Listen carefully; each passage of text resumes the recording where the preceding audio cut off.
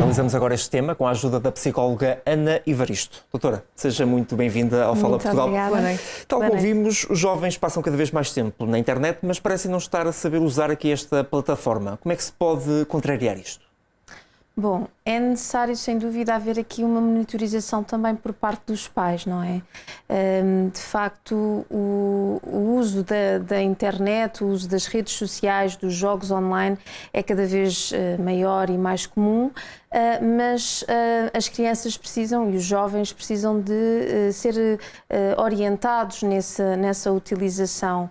É necessário que existam regras, precisamente para que os jovens não sejam prejudicados pela utilização excessiva, que se torna uma adição, como se tem vindo a verificar. Mas podem haver regras, mas depois não haver o exemplo dos pais. Muitas vezes isso também é um problema. Exatamente.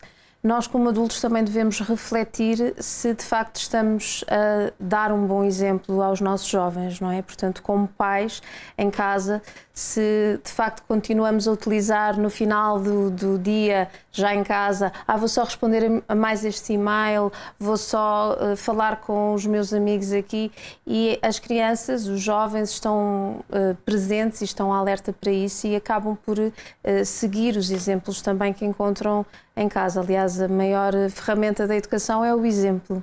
Mas muitas vezes proibir não pode ser pior? Exato, porque o fruto proibido é sempre o mais apetecido, não então, é? Como é que se arranja aqui um mecanismo? Tem que haver, de facto, aqui um meio termo, haver um compromisso, uma moderação, um equilíbrio. E nem sempre é fácil, não é? Eu também, como mãe, também às vezes me encontro nesses conflitos, mas o equilíbrio, seja em que tipo de atividade for, é necessário. E sem dúvida que é importante os pais comunicarem com os filhos, arranjarem estratégias, horas específicas de utilização, para que o equilíbrio seja estabelecido.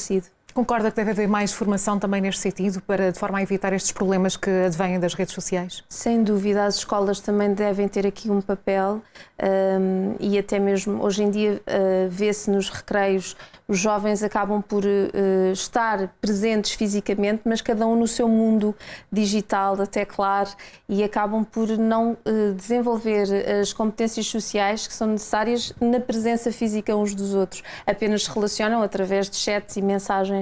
Então, sem dúvida que aqui as escolas têm também um papel educativo importante e é importante haver esta junção ou conjunção, uma sinergia de forças entre família e escola para que as coisas corram da melhor forma.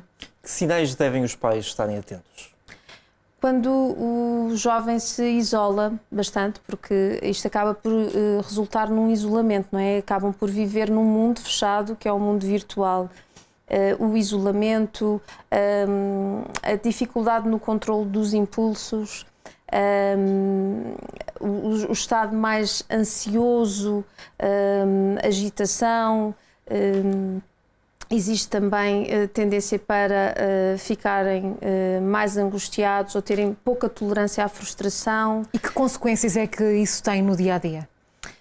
Portanto, vai ter consequências ao nível das relações, quer familiares, quer com amigos. Vai ter consequências ao nível também do desempenho escolar, porque quando estamos constantemente a ser estimulados, por exemplo, com o scroll dos Reels e dos Shorts do YouTube, do Facebook, acabamos por estar a alimentar o nosso cérebro com este estímulo.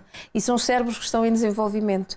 E, nesse sentido, acabam por aprender aquilo que é a gratificação instantânea.